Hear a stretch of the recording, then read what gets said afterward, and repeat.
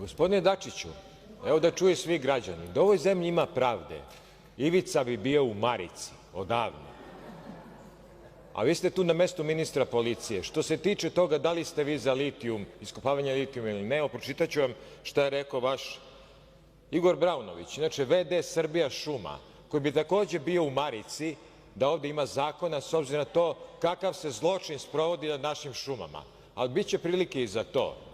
Kad pričate o tome da ćete ispuniti sve ekološke standarde, da će taj rudnik biti ekološki, pa znate kad će biti ekološki? Kad vratite sve reke iz cevi. Evo ga tu još jedan zločinac prema prirodi, Goran Vesić. Dao je dozvolu da sahrani Rakitsku reku, tako gospodine Vesiću? Za to se ide na robiju, a i to vas čeka, samo da znate. Za Generalštab ćemo kasnije, kad budete skupili petlju, da nas primite, da pokažete narodu šta ste to potpisali patriote sa Kušnerom i ofšor kompanijama, da na mestu gde je nastala srpska vojska gradite džakuzije i javne kuće, bre sram vas bilo, patriote. To je što se toga tiče.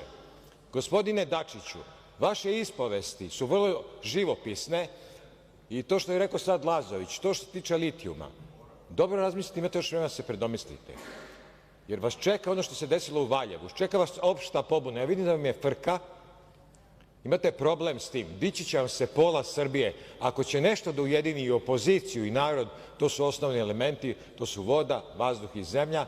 Budete li nastavili ovo što radite, biće ovi četvrti, to je vatra. Biće vatre, ja vam to obećam. Nemojte se igrati s ovim narodom više. Hvala.